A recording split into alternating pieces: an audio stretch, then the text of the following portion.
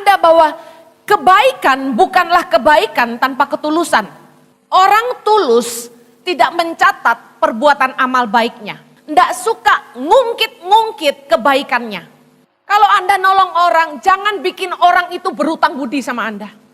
Orang tulus itu tidak mengharapkan balasan. Kita tidak berbuat baik supaya orang baik sama kita. Kita kasih orang barang bukan supaya orang kasih kita barang. Jangan berbuat sesuatu supaya menerima sesuatu. Jangan menolong supaya Anda ditolong. Jangan memberi supaya Anda diberi. Lakukan dengan ketulusan karena begini. Orang yang menabur pasti menuai, katakan amin. Saya kasih tahu, ketika Anda menabur, pilihlah orang yang tidak bisa balas perbuatanmu. Karena apa yang manusia tidak bisa balas, itu bagian sorga yang membalasnya buat kita. Yang mengerti katakan amin. Kebaikan adalah kekuatan. Baik sama orang yang baik sama kita, itu mudah. Tapi bisa tetap baik, meskipun orang tidak baik sama kita. Saya mau kasih tahu, itu kekuatan. Orang baik itu tidak akan berubah hanya karena orang memperlakukan dia dengan tidak baik. Karena sifat asli orang baru kelihatan kalau dia disakiti. Oke, sekali lagi shalom bagi jemaat yang sudah lupa tidak lama ketemu saya. Perkenalkan, nama saya Henny Kristianus, pendiri dari Yayasan Tangan Pengharapan. Visi dari Tuhan ini saya bagikan ke semua gereja dimanapun saya bicara. Untuk membuka mata hati setiap kita menyadari bahwa kepedulian gereja untuk bangkit menjadi eklesia, gereja yang menentukan nasib bagi kota dan bangsa, itu harus dimulai dari sekarang. Kalau tidak, maka kita akan kehabisan pemimpin-pemimpin di bangsa ini yang punya nilai-nilai takut akan Tuhan, mencintai rakyat, cerdas dan berintegritas. Kalau di Tangan Pengharapan Tuhan mempercayakan untuk melahirkan 1000 pemimpin ke depan. Saya percaya bukan dengan kekuatan gagah kami, tapi tangan Tuhan sendiri yang akan membawa mereka. Saya dan Jojo mendedikasikan hidup kami bagi Indonesia. Sudah 13 tahun kami tidak ambil keuntungan apa-apa dari yayasan ini. Dari semua donasi yang masuk kami salurkan ke seluruh pelosok tanah air. Dan Tuhan membawa kami makin hari makin besar dan mengerjakan perkara-perkara yang lebih besar. Meskipun tanpa orang besar di belakang kami, meskipun tanpa gereja besar di belakang kami, meskipun tanpa perusahaan besar, Dia menyatakan Dia Tuhan yang besar. Amin. Saudara bisa ikut ambil bagian dalam apa yang kami kerjakan ini. Sebentar setelah ibadah selesai, ada merchandise Tangan Pengharapan berupa kaos-kaos dan batik seperti yang saya pakai ini, dan mungkin ada beberapa model yang lain. Dengan mendonasikan minimal 100.000, Anda telah ikut memberi makan 5.000 anak di Indonesia. Satu kaos sama dengan 10 piring makanan bergizi. Berapa banyak Anda yang pengen kasih makan 100 anak hari ini? Katakan, saya harus beli 10. Haleluya. Beli kado ulang tahun, gak usah angel-angel. Belilah kaos Tangan Pengharapan. Yang pertama, Anda membuat orang berbahagia karena dapat kaos baru. Kedua, orang lihat kaos itu terinspirasi sehingga tulisan-tulisan yang kami desain itu menginspirasi orang lain. Yang ketiga, Anda sedang mengajar orang berbuat baik. Dengan memakai merchandise Tangan Pengharapan, Anda ikut menebarkan kebaikan buat tanah kita Indonesia. Amin. Oke. Jangan pulang sebelum satu orang bawa satu kaos. Yang mau katakan? Amin. Baik, saya langsung masuk kepada kebenaran firman Tuhan dari 1, 2, 3. Setiap ibadah saya khotbah yang berbeda. Khotbah yang sebelumnya bisa ditonton di aplikasi gereja. Nanti sore saya mengundang bagi anak-anak muda, khususnya mahasiswa, profesional muda dan juga anak-anak SMA. Masih bolehlah, lebih kecil dari itu sebaiknya enggak ya. Panggilan bagi para jomblo untuk datang ke ibadah kelima nanti, karena saya akan membagikan tentang Healthy Dating 2, focusing on jomblo-jomblo, judulnya Desperado Jomblo. Baik. Wah, gemuruh ya langsung ya. Bisa tayangkan PPT saya? Yang ketiga ini saya akan bagikan tentang sincere kindness. Ada sebuah nilai yang saya ingin ajarkan, yaitu ketulusan. Katakan ketulusan. Orang yang hatinya tulus, hidupnya mulus. Katakan amin. Bagaimana kita belajar ketulusan? Pertama-tama saya ingin katakan bahwa kebaikan dan kepedulian terhadap orang lain merupakan tanggung jawab orang percaya.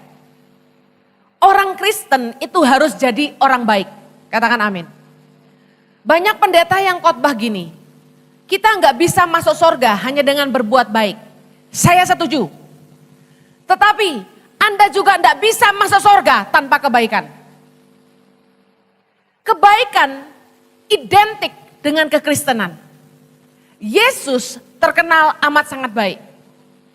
Firman Tuhan berkata dalam Titus 2 ayat yang ke-7. Kita baca sama-sama. Dan jadikanlah dirimu sendiri suatu teladan dalam berbuat baik. Hendaklah engkau jujur dan bersungguh-sungguh dalam pengajaranmu. Roma 15 ayat yang ke-1. Kita baca. Kita yang kuat wajib menanggung kelemahan orang yang tidak kuat. Dan jangan kita mencari kesenangan kita sendiri.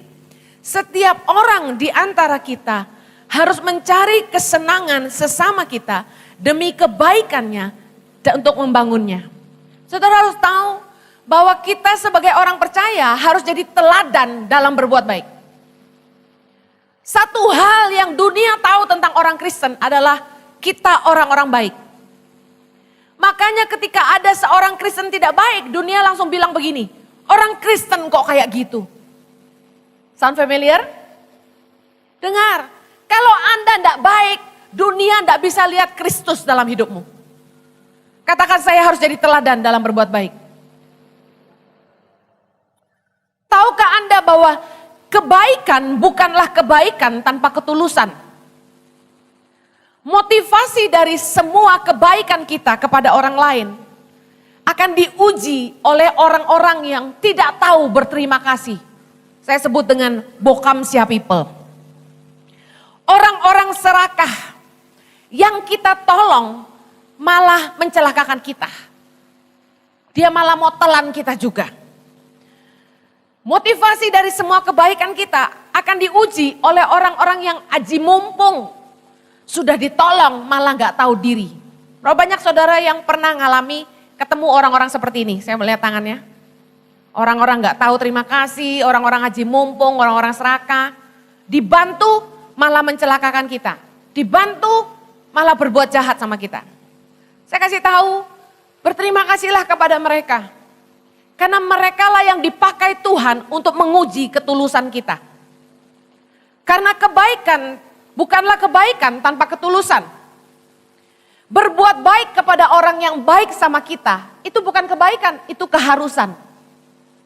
Hal yang wajar, orang baik sama kita, masa kita gak baik sama mereka. Itu bukan kebaikan, itu sesuatu keharusan.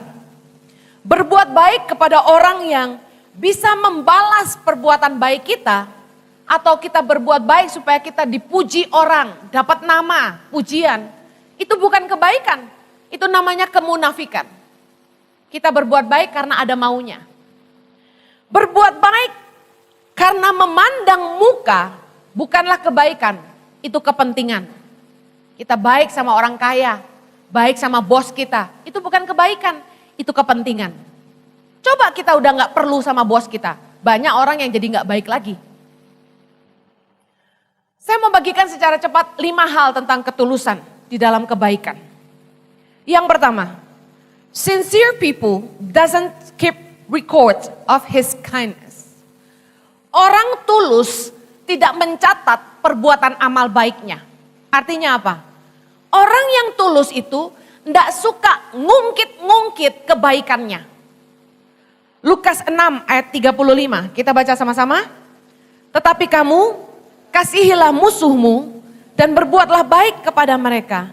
Dan pinjamkan dengan tidak mengharapkan balasan.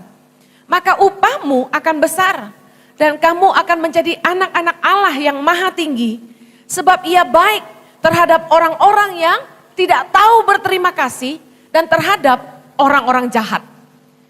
Yesus memberi teladan kepada kita bahwa dia Tuhan yang baik kepada orang-orang yang tidak tahu berterima kasih. Dia baik kepada orang-orang jahat. Saudara dengar. Waktu kita disakiti sama orang, waktu kita marah sama orang, mudah sekali kita terpancing untuk mengungkit kebaikan-kebaikan yang pernah kita lakukan buat orang itu.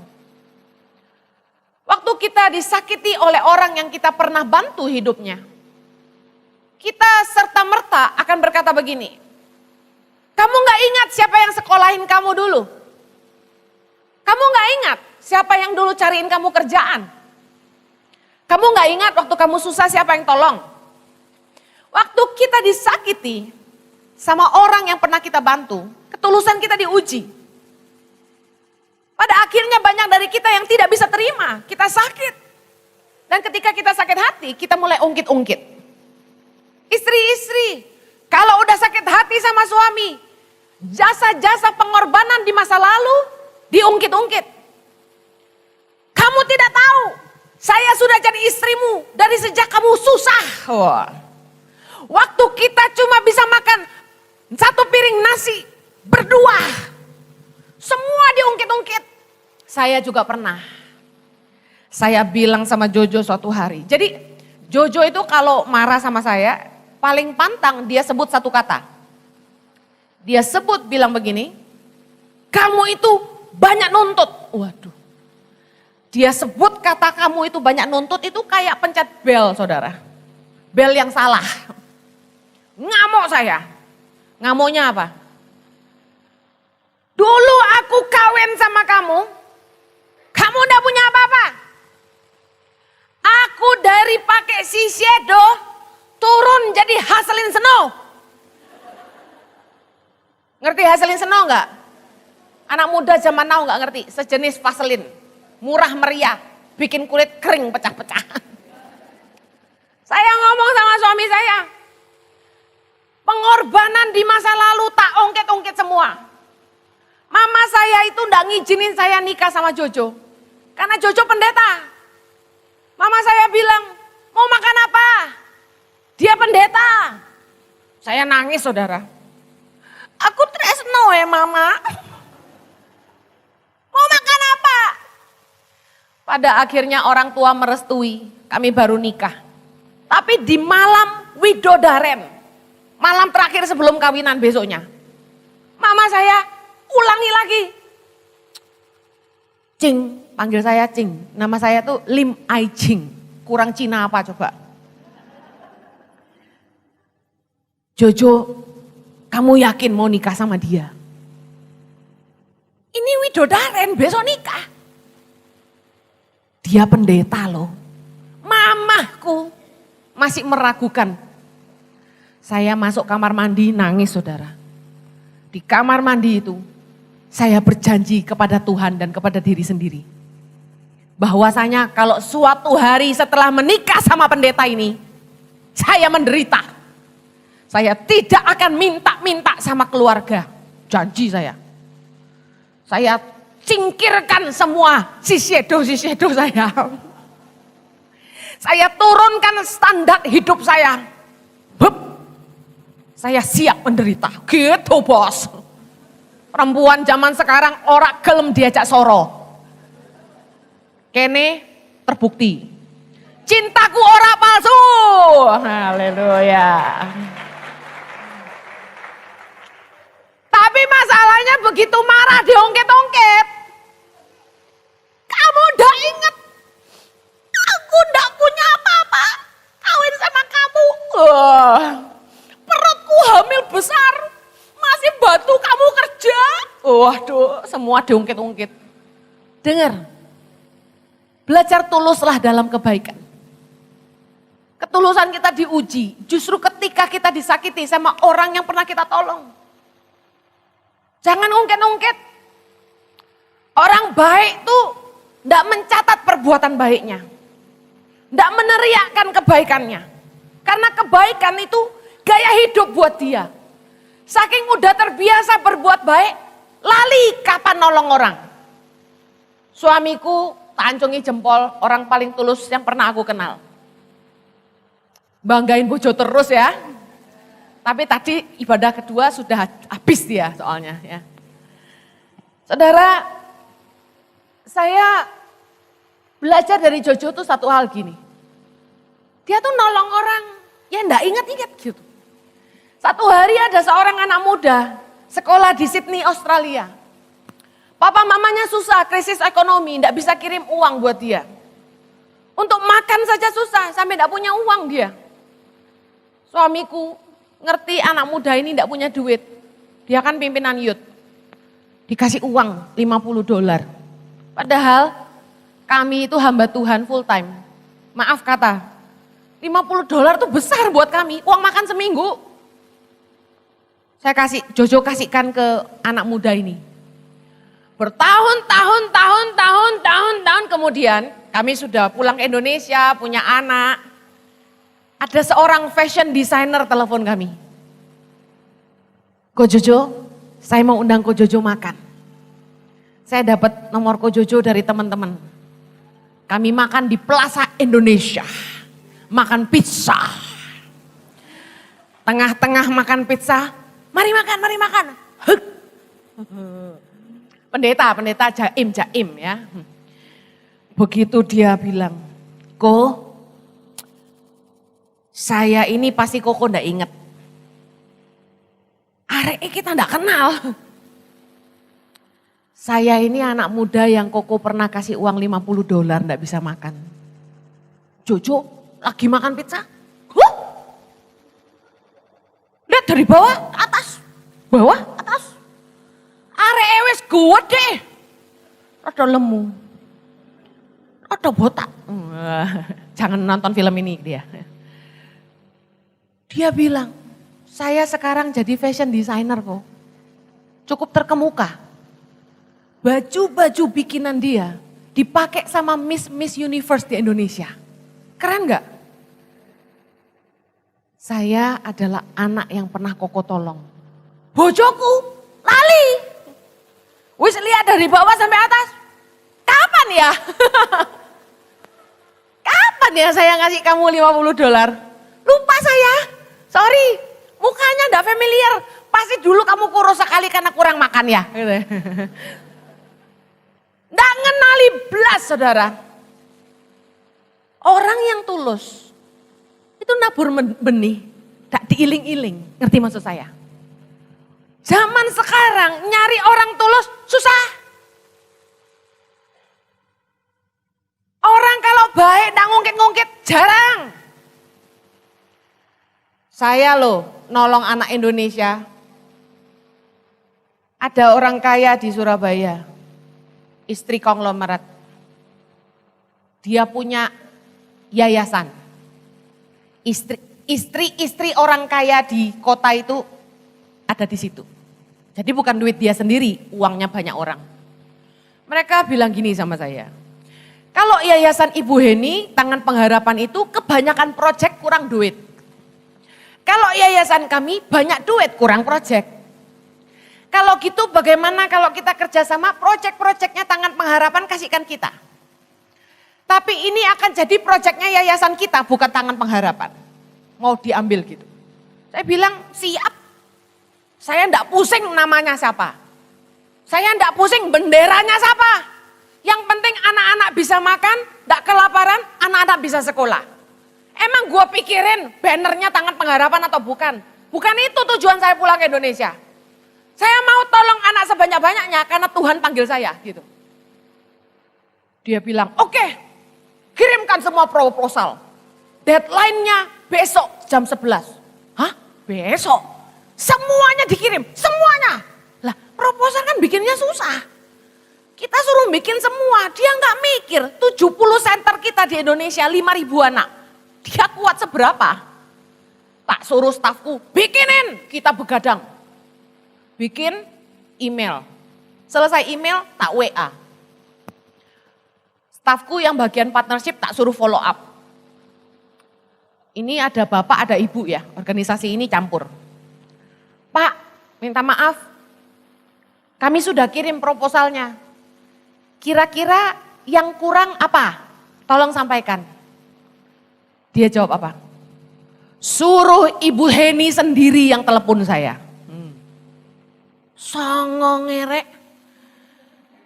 Saya mau ngomong ini. Kalau nanti setelah ibadah ini selesai Anda menabur beli kaos, catat ini baik-baik. Saya ndak utang sama saudara. Saya ndak utang apapun sama saudara. Anda nabur buat anak-anak di Indonesia, yang ngutang sama Anda itu Tuhan. Barang siapa memberi belas kasihan buat orang lemah, Memiutangi Tuhan yang pasti akan membalas perbuatannya. Jadi yang hutang siapa? Tuhan. Aku orang utang karo kowe. Tapi banyak orang kaya memperlakukan saya sama Jojo kayak kita yang utang sama dia. Saya sama Jojo harus haya. Gak perlu. Ada yang nabur di tangan pengharapan. Temen ngomong gini. Hen, tolong upload ke Instagram ya. Tolong upload ya nama saya sama nama teman-teman ya. Kita bantu kamu. Ya ampun. Tak kasih tahu. Ini kebenaran. Saya mau Anda belajar. Nomor 2. Orang yang tulus tidak cari pujian dari orang lain. Matius 6 ayat yang keempat. Baca sama-sama. Hendaklah sedekahmu itu diberikan dengan tersembunyi. Maka Bapamu yang melihat yang tersembunyi akan membalasnya kepadamu. Berarti yang dibalas sama Bapa itu yang mana? Yang tersembunyi. Berbuat baik agar dipuji orang adalah kemunafikan. Pujian dari manusia menghalau berkah dari sorga. Kebaikan tanpa ketulusan tidak akan mendapat upah. Matius 6 ayat yang kedua, kita baca sama-sama. Jadi, apabila engkau memberi sedekah, janganlah engkau mencanangkan hal itu. Seperti yang dilakukan orang munafik di rumah-rumah ibadat dan di lorong-lorong, supaya mereka dipuji orang. Aku berkata kepadamu, sesungguhnya mereka sudah mendapat upahnya. Saya ulangi, sesungguhnya mereka sudah mendapat upahnya. Pujian dari manusia menghalau berkah dari sorga. Rugi enggak? Taburan kita yang tersembunyi itu yang dapat balasan dari Bapa. Taburan kita yang dilihat oleh orang banyak itu tidak dapat upah dari sorga.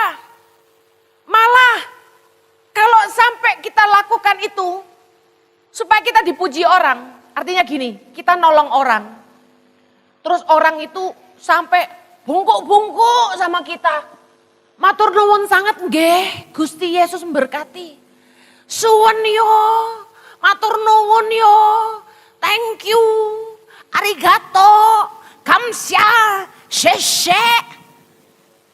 Saya kasih tahu, firman Tuhan berkata, sesungguhnya mereka sudah mendapat upahnya. Taburanmu sia-sia. Upahnya segitu aja. Apalagi ada ibu-ibu yang pergi ke Flores ketika ada bencana roka tenda. Bawa benang berapa dos, langsung panggil press conference. Buat apa? Supaya dicatat sama media lokal, ibu-ibu pejabat ini bagi-bagi benang. Kami datang bawa sak truk gak ngomong-ngomong. Saya kasih tahu, pujian dari manusia, upahnya cuma segitu aja. Tapi kalau pujian dari Tuhan, upahnya tidak terukur limpahnya. Jangan ngejar pujian dari manusia yang membuat berkah dari sorga untuk kita hilang. Kalau orang sampai merasa hutang budi sama kita, orang sampai berterima kasih dan nemen, sampai muji-muji kita. Kata firman Tuhan, upah kita segitu aja. Anak muda dengar, sebentar nanti Natalan. Jangan kalau berbuat baik, pergi bikin bakso, bagi-bagi sembako, fotomu lebih banyak daripada taburanmu. Jangan sampai posting di sosial media, cuma supaya orang lihat, aku berbuat baik.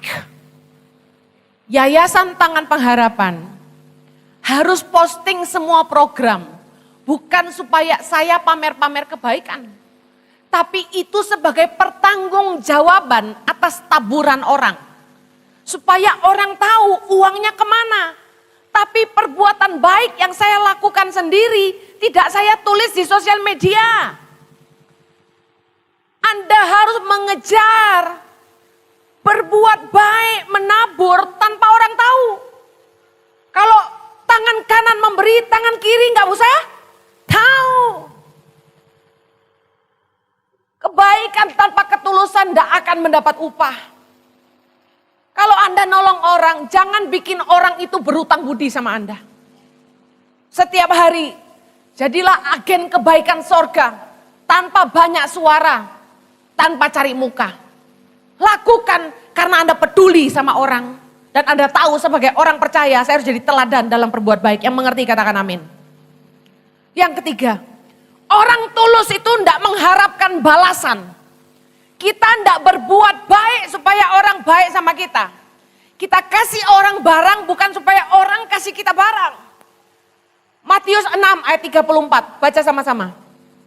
Dan jikalau kamu meminjamkan sesuatu kepada orang, karena kamu berharap akan menerima sesuatu daripadanya, apakah jasamu? Orang-orang berdosa pun meminjamkan kepada orang-orang berdosa, supaya mereka menerima kembali sama banyak. Kalau Anda sayang sama mertua, Anda masakin mertuamu babi ricah. Lalu mertuamu juga sayang, dia masakin Anda babi kecap. Saya kasih tahu, itu bukan kebaikan. Itu keharusan. Masa mertua baik Anda tidak baik? Masa menantu baik Anda tidak baik? Itu keharusan. Tapi ketika kita memberikan kepada seseorang sesuatu, jangan punya motivasi. Utang lo ya. No. Lakukan karena Anda tulus. Jangan berbuat sesuatu supaya menerima sesuatu. Jangan menolong supaya Anda ditolong. Jangan memberi supaya Anda diberi. Lakukan dengan ketulusan karena begini. Orang yang menabur pasti menuai, katakan amin. Apa yang manusia balas, itu nggak seberapa. Tapi apa yang manusia nggak bisa balas buat kita, saya mau kasih tahu. Itu bagian sorga yang membalasnya buat kita. Rajin-rajinlah menabur, memberi kepada orang yang nggak bisa balas kebaikanmu. Kalau Anda memberi kepada orang kaya, kata firman Tuhan, itu merugikan diri saja. Memberi hadiah kepada orang kaya, merugikan diri saja, kata Amsal. Artinya apa? Jangan buang garam di lautan. Orang punya banyak, Anda kasih dia belum tentu pakai. Dibuka pun enggak. Paling dia bilang sama pembantunya, tuh bukaan, dikasih apa tuh? Aku enggak perlu, kamu ambilin. Saya kasih tahu, ketika Anda menabur, pilihlah orang yang enggak bisa balas perbuatanmu. Karena apa yang manusia enggak bisa balas, itu bagian sorga yang membalasnya buat kita. Yang mengerti katakan amin. Jangan memberi tumpangan supaya suatu hari kalau keluar negeri punya tumpangan. Banyak orang punya teman-teman tinggal di Bali, tinggal di Australia, Amerika, Singapura. Kalau datang ke Indonesia, berlomba-lomba membuka pintunya. Kenapa? Supaya kalau kita main ke Singapura ada rumah. Firman Tuhan berkata, Roma 12 ayat 13, bantulah dalam kekurangan orang-orang kudus dan usahakanlah dirimu untuk selalu memberikan tumpangan. Tahukah Anda soal tumpangan yang merupakan sebuah perintah dari Tuhan. Yang pertama, usahakanlah, artinya gak bisa pun harus diusahakan. Yang kedua, selalu memberi tumpangan. Artinya Tuhan itu mau kita belajar membuka rumah kita untuk orang lain. Saya sama Jojo dari dulu punya rumah, selalu suka ngasih tumpangan ke orang. Kami selalu punya kamar tamu. Gak punya kamar tamu pun kami usahakan anak-anak tidur sama kami. Kami tidur tumpuk-tumpuk satu kamar. Di rumah kami hari ini, rumah yang kami cicil dengan uang sendiri. Itu jadi kantornya Yayasan Tangan Pengharapan. Lantai 1 itu kantor, lantai 2 itu kantor, lantai 3 staf tidur di lantai 3, jadi mesnya staf. Padahal itu kamar anak saya, kamar pembantu dan sebagainya. Kamar tamu satu. Sekarang dipakai sama staf semua. Kami sekeluarga tidur di mana? Kami berlima tidur di ruangan yang harusnya menjadi walk-in wardrobe saya. Walk-in wardrobe adalah kamar kecil yang untuk taruh lemari-lemari baju. Ngerti ya? Kamar saya jadi kantor saya. Kantor plus meja meeting.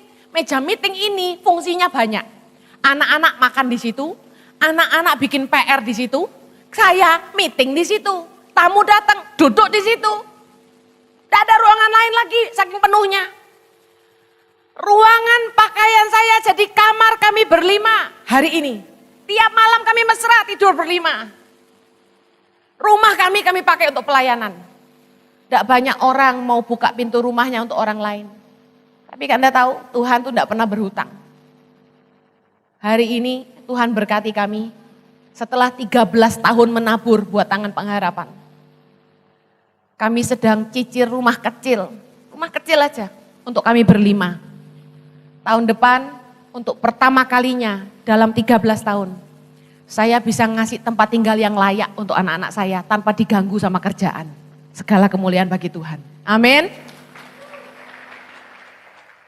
Tuhan itu baik. Asalkan gini, kita melakukannya bukan supaya kita terima balasan dari orang lain.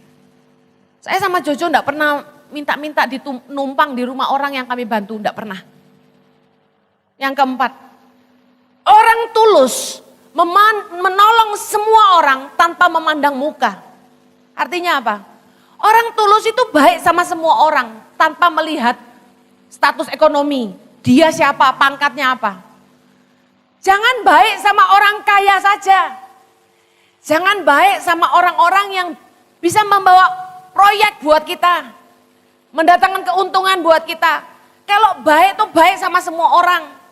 Satu hal lagi yang saya belajar dari suami saya. Jojo tuh dari sejak muda. Dia itu punya hubungan yang baik. Dengan yang lebih muda, dengan yang seumuran, dan orang yang lebih tua. Di semua kalangan, Jojo itu punya hubungan yang baik, gak punya musuh. Mungkin ada yang gak suka, kita gak tahu. Tapi semua orang baik sama dia, dan dia baik sama semua orang. Yang sama yang kaya dia baik, sama yang miskin dia baik. Orang yang tulus itu baik sama semua orang, tanpa memandang muka. Kalau kita baik sama orang karena memandang muka, dia kaya, dia punya jabatan, itu namanya bukan kebaikan, itu kepentingan. Orang tulus tidak memandang muka, orang bulus selalu mencari muka. Yesus berkata dalam Matius 25 ayat 40, dan raja itu akan menjawab mereka, aku berkata kepadamu, sesungguhnya segala sesuatu yang kamu lakukan untuk salah seorang dari saudaraku yang paling hina ini, kamu telah melakukannya untuk aku. Kenapa Yesus pakai kata-kata ini? Salah seorang saudaraku yang paling hina. Kenapa Yesus pakai itu?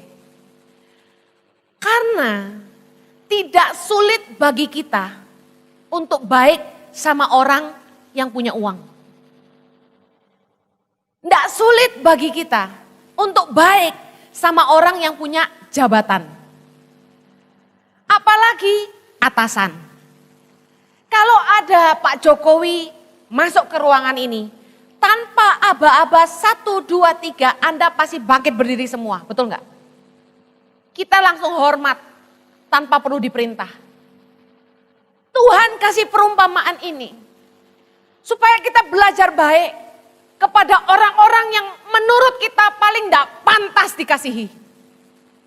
Bisakah Anda menunjukkan kasihmu kepada orang-orang yang tidak masuk dalam perhitunganmu? Saya dapat pewahyuan dari Tuhan, Galatia 6, 9, 10 menjadi dasar pelayanan Tangan Pengharapan. Di mana saya harus menolong semua orang. Terutama saudara-saudara kita seiman. Makanya paling banyak daerah seiman yang dibantu, tapi saya nolong semua orang apapun agamanya, saya tidak pandang. Karena saya tahu Tuhan cinta semua orang. Sebagai orang Kristen, jangan cuma baik sama orang Kristen. Anda adalah terang bagi dunia ini. Anda harus bisa baik sama semua orang. Jangan cuma baik sama tetanggamu yang Kristen. Anda harus baik sama semua orang. Di lingkungan tempat tinggal kami, setiap kali lebaran, depan, belakang, kanan, kiri, kami kasih parcel. Setiap tahun enggak pernah enggak. Dan luar biasanya, tiap kali Natalan, kami ngasih satu, Natalan kami dapat 4. Tuhan baik. Jangan milih-milih. Anda enggak bisa bilang, dia, kalau di Jakarta tuh bahasanya kasar ya. Tiko, Huana, Ingniren. Saya enggak pernah mandang gitu. Saya mandang semua orang itu sama. Saya ini lahir di keturunan Tionghoa, asli dari pohon. Gak campuran. Kakek nenek saya itu datang dari China sana, naik perahu mendarat di Indonesia, bayangkan.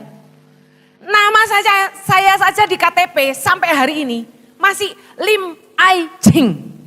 Boleh periksa setelah ini. Kurang Chinese apa?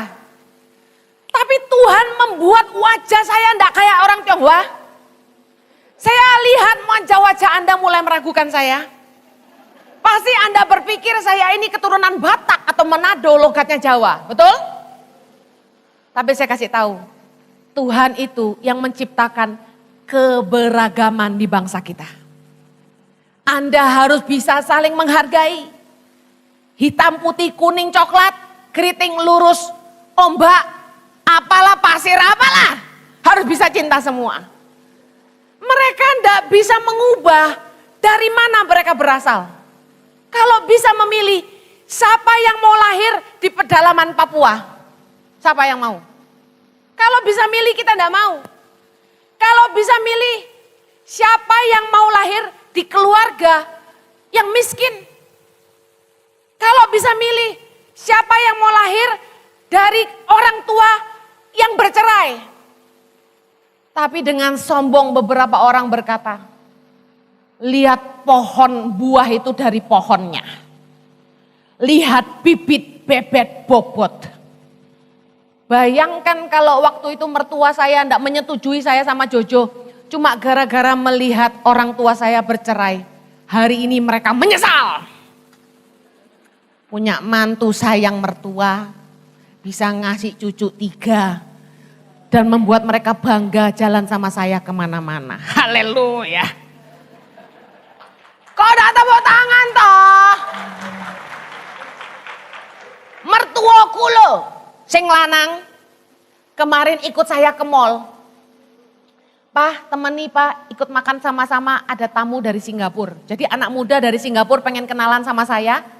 Saya ajak papa mertua sama Jojo nemeni makan malam, soalnya dia cowok, orang 4. Begitu sampai di lobi, anak muda dari Singapura ini mau pisah. Pastor Henny, can I take a picture with you? Bisa nggak foto dulu? Saya bilang boleh. Papa mertua ikut foto. Yang megangin kamera staf saya. Wow, papa mertua bangga. Foto. Gak lama setelah itu, mobil di belakang macet. Supirnya turun. Permisi, ngomong sama mertua saya. Bisa tolong foto? Saya mau foto sama Ibu Henny. Mertua saya kaget. Kaget papa. Kirain siapa sampai supirnya turun dari mobil cuma mau foto sama kamu. Kok bisa gitu ya katanya gitu. Dia nggak tahu mantunya lumayan ngetop lah ya. Haleluya. Saya ini bercanda loh. Biar saudara nggak ngantuk wajah-wajah mutung siang hari mau makan. Saya selesai poin kelima. Intinya dengar baik, jangan mandang muka, baiklah sama semua orang, amin. You never know what they can be. Anda tidak pernah tahu mereka bisa jadi apa. Anak kampung kayak saya bisa dipakai Tuhan, Anda juga bisa. Lihat wajah-wajah kampungan di sebelah kanan kirimu dan katakan itu, kamu kampungan bisa dipakai Tuhan luar biasa, haleluya. Yang terakhir, soalnya jam ngantuk loh bahaya ini. Sincere people stay kind, though others are not kind. Orang baik itu tetap baik meskipun orang tidak baik sama dia. Orang tulus itu Tidak akan berubah hanya karena orang tidak baik sama dia. Lukas 6 ayat 32, baca sama-sama. Dan jikalau kamu mengasihi orang yang mengasihi kamu, apakah jasamu? Karena orang-orang berdosa pun mengasihi juga orang-orang yang mengasihi mereka.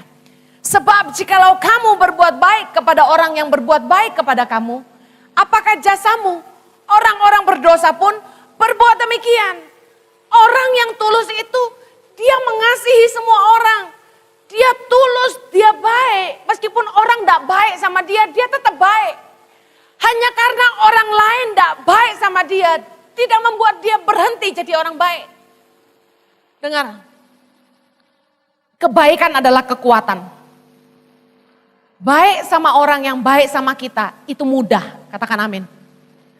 Tapi bisa tetap baik, meskipun orang tidak baik sama kita, saya mau kasih tahu, itu kekuatan. Orang baik itu tidak akan berubah hanya karena orang memperlakukan dia dengan tidak baik.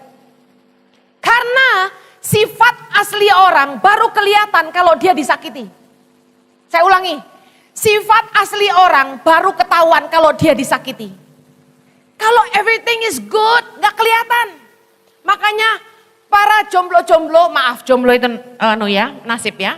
Para single-single, dengar. Jangan menilai orang dari luarnya. Don't judge the book by the cover. Kamu mau lihat aslinya dia, lihat reaksinya ketika dia disakiti orang. 1 Petrus 3 ayat 17 bilang gini. Sebab lebih baik menderita karena berbuat baik, jika hal itu dikehendaki Allah, daripada menderita karena berbuat jahat. Jangan sampai kamu berubah jadi jahat hanya karena orang tidak baik sama kamu. Karena ingat, kebaikan adalah identitas kekristenan. Teruslah berbuat baik sampai orang yang jahat sama kita tidak tahu lagi mesti berbuat apa sama kita. Habis akal dia. Ini orang dijahatin kok tetap baik. Ini mantu dijutekin, dicerewetin, tetap baik sama saya. Saya kasih tahu, teruslah berbuat baik sampai orang jahat tidak tahu berbuat apa lagi. 1 Petrus 2 ayat 15, baca sama-sama. Sebab inilah kehendak Allah, yaitu supaya dengan berbuat baik, kamu membungkamkan kepicikan orang-orang bodoh. Kalau kamu dijelek-jelekin orang, jangan buang waktu untuk bela diri. Kalau ada orang yang ngata-ngatain kamu, jangan buang waktu untuk membalas. Jangan pernah membalas kejahatan dengan kejahatan. Firman Tuhan berkata, lakukanlah yang baik bagi semua orang. Saya kasih tahu, kalau kamu terus berbuat baik, kamu sedang menggunakan senjata Allah untuk membungkam mulut-mulut mereka. Yang mengerti katakan amin. Kebaikan bukanlah kebodohan. Jangan pernah berhenti menebar kebaikan. Hanya karena kamu pernah tidak dihargai, dikecewakan dan dimanfaatkan. Saya mau kasih tahu, ayat ini bukan dengan kebetulan ditulis oleh Rasul Paulus bagi jemaat di Galatia. Janganlah kita jemu-jemu berbuat baik. Karena apabila sudah datang waktunya, kita akan menuai jika kita tidak menjadi lemah. Rasul Paulus tahu bahwa kita lelah jadi orang baik. Kadang-kadang capek jadi orang baik, ditipu orang, dimanfaatkan orang. Tapi saya kasih tahu, kalau kamu dimanfaatkan orang, tepuk dadamu dan bilang gini, memang saya orang yang bermanfaat. Karena hanya orang yang bermanfaat yang bisa dimanfaatkan orang. Amin. Hanya orang yang berguna yang bisa dimanfaatkan orang lain. Saya tutup dengan Yohanes 5 ayat 29. Kalau kita tidak pernah lelah berbuat baik, apa yang kita tuai? Mari kita baca sama-sama. Dan mereka yang telah berbuat baik akan keluar dan bangkit untuk hidup yang kekal. Tetapi mereka yang telah berbuat jahat akan bangkit untuk dihukum. Katakan kanan kirimu, jangan pernah lelah berbuat baik. Kamu akan menuai. Kamu akan menuai. Yang mau menuai katakan, amin. Haleluya. Mari kita berdoa.